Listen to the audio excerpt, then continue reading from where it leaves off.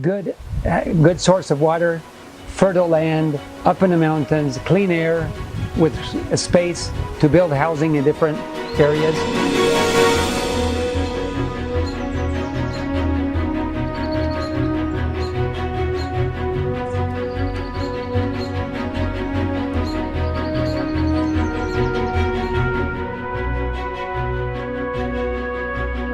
But we didn't have money to build. But we decided to go forward by faith, like we did with the purchase of it.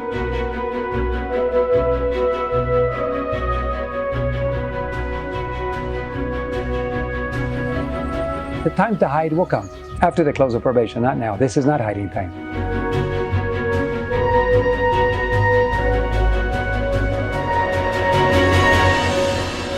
God in His mercy is holding the winds a little longer. Make the move.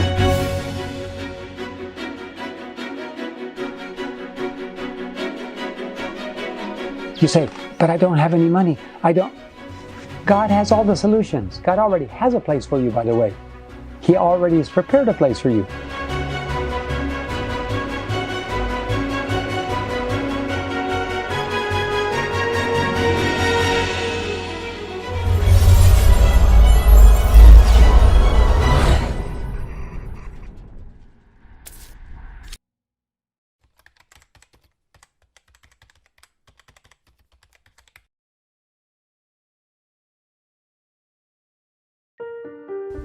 When we bought the television network, it was right in the middle of the city. We took what we had, what came with it, the buildings, the property, we improved them, we operated there for several years, but we were praying for nearly 4 years to find the right place outside of the city. Suddenly, everything fell together and the right piece of property. We did an exchange, no cash was exchanged, just our property for your property, the same values, and we moved out of the city, but nearby. We moved out of the city to a place about 11 miles from the center of town, outside with privacy, and it's been a wonderful place. But as the quarantine and the laws and the restrictions started coming about, we knew that someday we would need to move completely far away from the city, not just outside of the city where we've been living and working. And it has been a blessing to us, but we knew it was time for a further move. So we began praying again, knowing that it doesn't happen overnight many times. But we began praying, and I communicated to some friends of mine that we were looking for a property. We didn't know where, just someplace maybe in the mountains further away from town. One day, one of our workers, a non-Adventist man who drives the vehicles for us, he said, I grew up in the area of Samaipata, and I know that area, and there's a friend of mine, that has a property with 88 hectares up in the mountains. Well, we were immediately interested, and it took a while to get up here because it was rainy season and the vehicles couldn't make it to the property. One day, we found that it was dry for several days. We tried again. We were able to come here, and we loved the property. We began saying, Lord, good source of water, fertile land, up in the mountains, clean air, with a space to build housing in different areas. And we began praying about it, but we had no idea how to purchase. One day the man said, well, are you interested or not? I said, I am, but I just don't have any money. And he said, but we ought to get started. I said, we do have one extra vehicle. We can give you the vehicle as a earnest money, a down payment. It's not very much. It's only about 1/20th of the cost of the property, but we could start. He said, I'm willing. So we gave him that vehicle as a earnest down payment. And after several months, he said, well, when is the next payment coming? And we didn't have any answer. But I said, I have another vehicle that I can give. Okay, give me another vehicle. My son needs one in town. So he took that one. The question is, would we ever be able to finish paying for it or not? I didn't have the answer, because I've started projects, many projects. It's like planting agriculture. Not every seed you plant produces, but the more you plant, the more you harvest. And I've had projects that after putting money into it, we lost everything. And we've had projects that worked for a while, and then eventually we weren't able to go forward. So one never knows. You just have to trust and go forward and plant and work and plant and pray and work. And so the time came when we had no more vehicles and we needed money. And then one donor was able to help with part of it, and more and more. We kept making payments, a lot of sacrifice. And as we got very close, then we realized it was going to become a reality. And we finished paying for it. And we were just so glad to have raw property. When we came up here to camp, it was paid for. We came up here to spend a weekend. It rained. Water came under the tent. Water came through the tent. Water came from above over us. Next thing you know, we were sleeping in water. And we just said, no. We just sat in the car all night. It was one of the most miserable nights I have ever had in my life.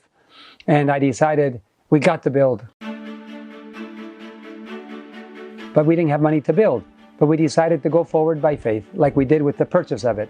And the house that we're recording this in, it was the first house that we built, and it was a lifesaver during those cold days when it rained and it almost down to freezing. And then today we have, I think we have about 8 houses. We have quite a few more to build, and we have a warehouse where we can store things. The Lord is really blessed. We realize we need more places for people, and we need plenty of agriculture land. Other agriculture land is becoming available near here. It's never easy to be able to buy something, but as we go forward, we find that God opens the doors, and with much sacrifice, the project goes forward. So how did we know it was God's will? Until it was paid for, we just went forward with the instructions that we were given. We knew that it had to be with a source of water. If you read Country Living in Last Day Events, it gives a lot of information, and there's many other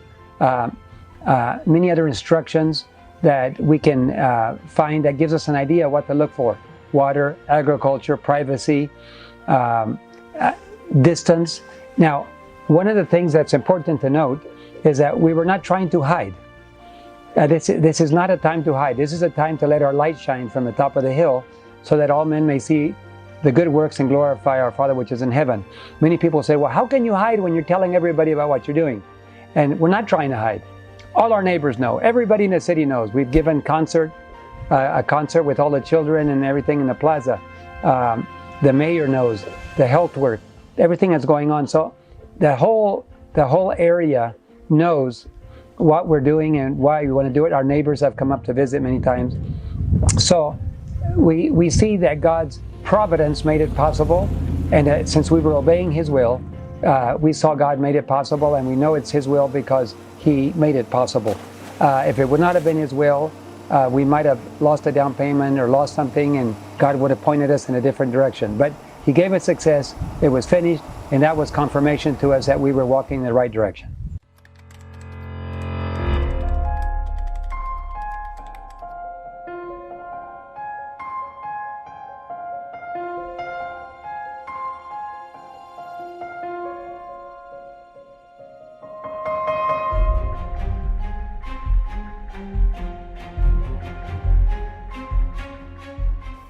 Some of the main challenges that we had initially were finances.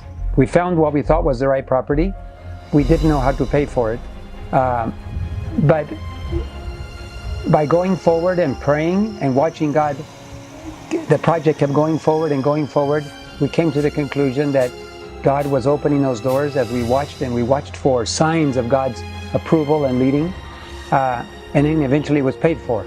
The second challenge was, how do we build on the property for all our personnel? We have quite a few people, between 50 and 70 people on our staff there at the network. Health workers, production workers, education and medical, and aviation as well. And so between everybody, we all need a place to stay. And the question is, how do we get enough money to build housing?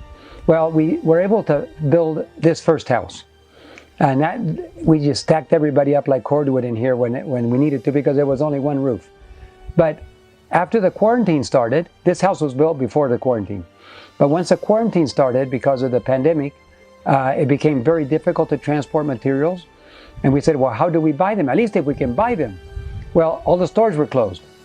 But the warehouse sold us materials, was willing to sell us materials behind closed doors.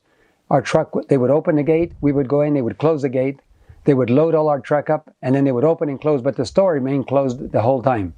But the warehouse was able to sell us things. We'd deposit money in their bank account, and then they would load our truck, and we would pull out with a truck 5 tons of materials. And we transported 30 tons of materials for construction.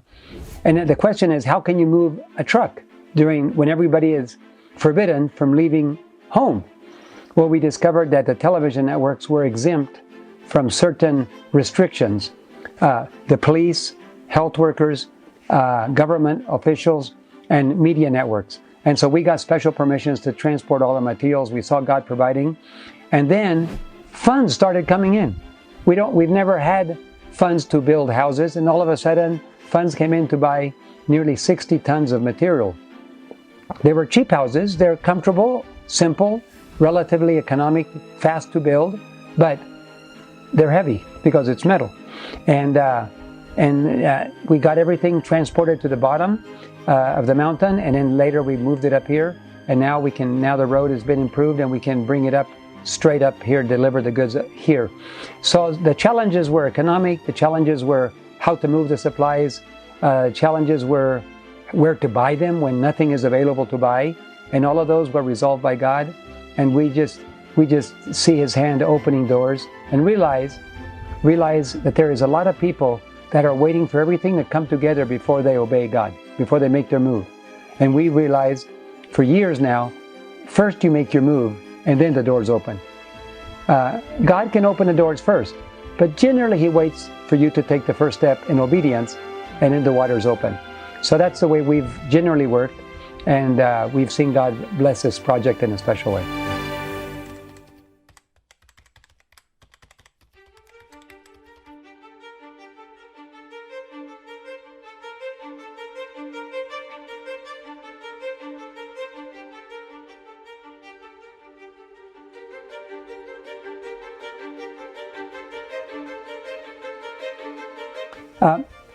The purpose of country living has several facets. The first one is to raise your families in a safe and spiritually safe environment, where your children are raised in an environment where they're not at risk, they're not exposed to all the temptations in the city, they're not exposed to all the media and publications that the world publishes, where they can run freely, where they can play with sticks, dig holes, help to do agriculture, work in a simplicity where parents can point their children to what God is doing, to God's nature.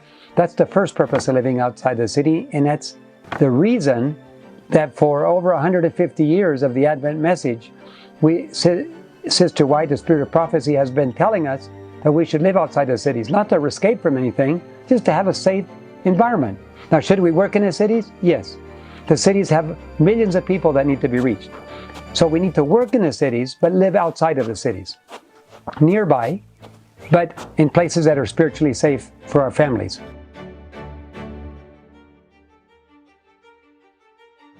The second thing is that as time shortens and as the pandemics and the disasters begin to happen, and we realize we're living in the last generation, the last few years of Earth's history, there's a second reason why we need to live in a country besides being in a safe place. It's so we can keep working. In the cities, quarantines lock you in your own house becomes a prison. And so you need to be able to continue working. So here in this property, we have freedom to work all over the property, to travel, visit our neighbors. There is no quarantine out here in the mountains. It's only in the cities where you can't move around. But here we can work all day long outside, we can visit our neighbors, we can transport food, we can pick up food, we can raise our own. And so definitely one reason for the living in the cities is not to hide. This is not the time to hide. The loud cry is about to begin. And the loud cry is going to flood the earth like waters cover the sea. And it's time for us to be seen, to share, to be positioned where we can continue working when others cannot work. There are two, in healthcare, as a registered nurse, there's two types of people. There's patients and there's caregivers. If you're a patient, you cannot help anybody. You have to be helped. But if you're a caregiver, you can help other people. We want to be positioned in a country where we can be a caregiver. We have a place to stay, we have food, we have freedom, and we can help our neighbors, we can share, we can broadcast from right here. Recently we had high-speed internet put in so that we can reach the satellite from here, and we can do productions live from this place. It took several microwave links around the mountains to get here, but today, this morning, we were able to test everything. It's running well. We broadcast from here before. It means that we can continue broadcasting to the world as long as God allows us to, even from this location. So definitely those three things. One is to raise your family, one is to be free to work. And what about the question about hiding? Well, that will come after the close of probation. And even this location will not be safe. Angels will have to show us where to go at that point, because after the close of probation, Satan has total control of the finally impenitent. And there's nobody to be saved anymore. Everybody's made their final decision. At that point, God, like Elijah, will prepare a place for us to go. Now, of course, they will hit the cities first before it hits here. Another reason not to live in the cities is because God's judgments are about to fall on the cities. If you live in a city, you can't leave during a quarantine or a severe control. The vaccine is coming, and you won't be able to move if you don't have a vaccine. And the vaccine has many physical risks to our bodies and possibly to our minds. And we have to be very careful. This is not a normal vaccine. This was developed specifically to control mankind. And so those who stay in the cities will probably die in the cities. Now God can forgive. Samson lived among the heathen. He violated God's law. He paid the consequences, but God will save him because he confessed his sins and God gave him back his strength. But he still died with the Philistines. We don't want to die with the Philistines. We want to continue working to save. And so living outside the cities, when the judgments of God fall on the cities, those that are living outside will be protected. But the time to hide will come after the close of probation, not now. This is not hiding time.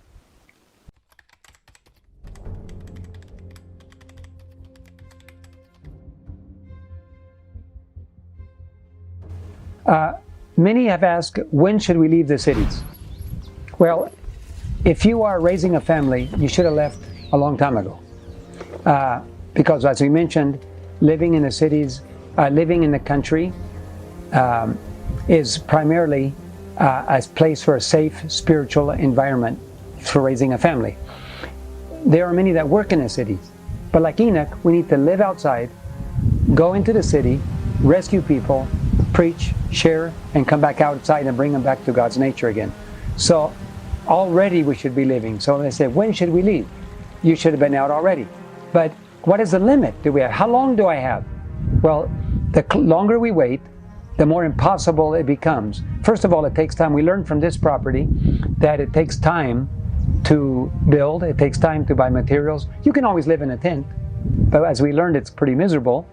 And those who have a comfortable home, have a roof over their head, and have tools to work with and plant are like kings and queens. If you're living in a tent, it's still better than living in a city, but it can be pretty miserable if the bad weather hits. So if the sooner you move out, sell your home while you can still buy and sell your home, sell what you have in the city. Many people write to us or call us and tell us, we would like to live in the country with you.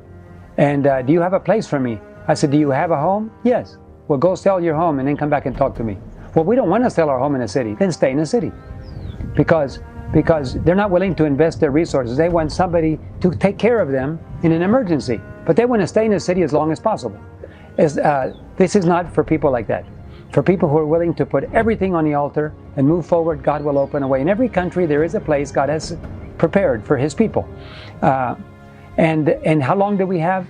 Well, here in Bolivia, and probably similar situation in many other countries, we only have about 3 more months before the vaccine becomes required. Once the vaccine becomes required, you will have to have a vaccine certificate or passport to be able to travel. So if you stay in the cities until that time, even if you want to leave, you can't. And so the question is, how long? Months. Every country is different. Some countries already require it, and other countries are about to require. So it varies from country to country how much time we have. But one thing for sure, if you don't comply, with the vaccine requirements, most people will not be able to go to the grocery store, go to the bank, travel. Pilots won't be able to exercise their licenses. Chauffeurs and drivers and those who work in public locations will not be able to work there. Schools, you can't go to school unless you have it. All students will be required to have the vaccine to go to a public location where all the students are there. And so it's time to start thinking months away. By the time this video, somebody might see this video, it might be already too late. But I know that God loves people, and the reason He's brought us, we thought that late last year was going to be the last opportunity, but God is merciful. He gives us a little bit more time and a little bit more time so that people will wake up and do it. But once you make up your mind that you're not going to go out of the city, you're going to stay there no matter what, then there's nothing that God can do. But God is gracious to us to give us a little bit more time so that we can get ready and we can make the move for those that want to.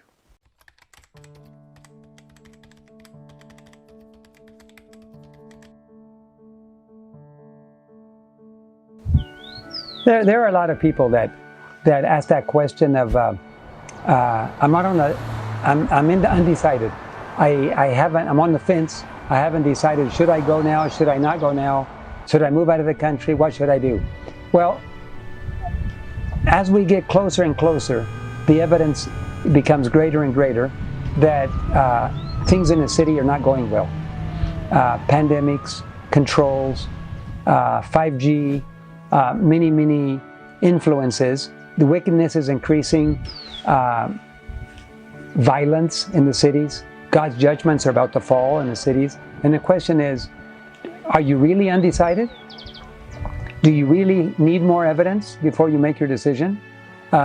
It seems like God's people have a bigger problem deciding than worldly people. Worldly people, they can see what's happening and they make a very snap decision. They're buying properties everywhere, and they're moving out of the city. If they had a property that was for sale, they're not selling anymore. They're developing it, and they plan to move there.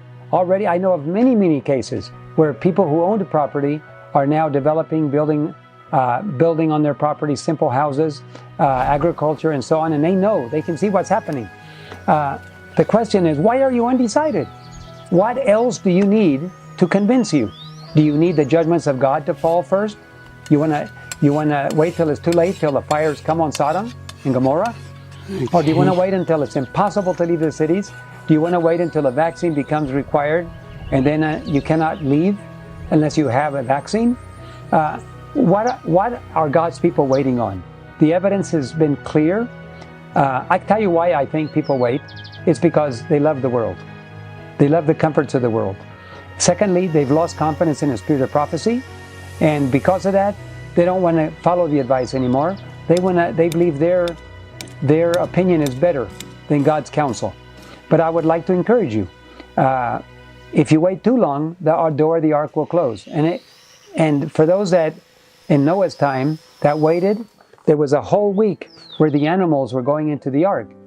But one day, the last day, it was over. The last animal went in, Noah and his family went in, and the angel shut the door. Now, there was no choice in the matter. The choice was during the last 120 years, especially during that last week, while all the animals miraculously were going into the ark. So, do you want to wait until it's too late? Because it will close one day. Suddenly you wake up and you realize, like 9/11, the event happened, you thought you had more time, and you don't have any more time. So I would like to encourage you, make your move now while the mercy's door is still open. God in His mercy is holding the winds a little longer.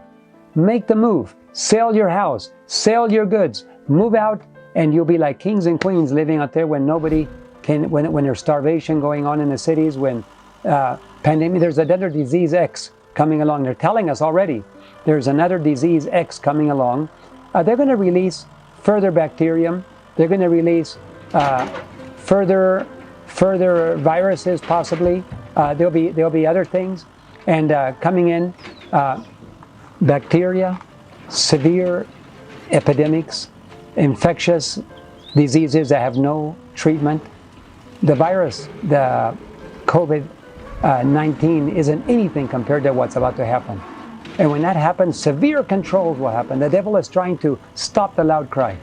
But God is looking for people who are obedient, who are healthy, who are free, and who can follow His leading. To do that, you have to live in the country.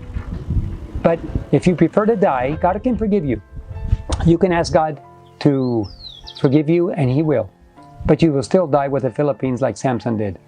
So, do you want to be on God's team during a loud cry? Obey today.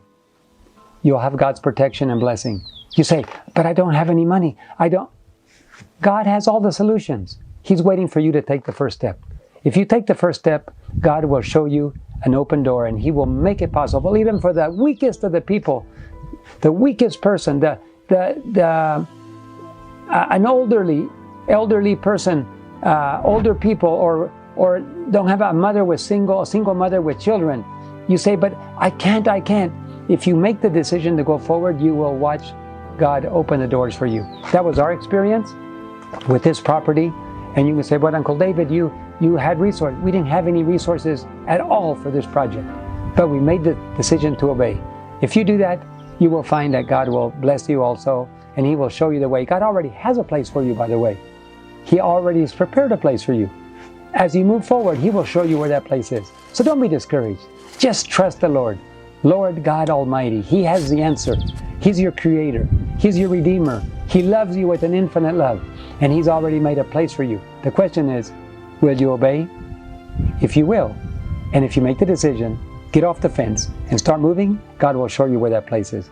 God bless you, and I hope to share with you in the loud cry very soon. I am praying that I will be one of those that God will anoint with His Holy Spirit and prepare me, and I pray that same for you. God bless.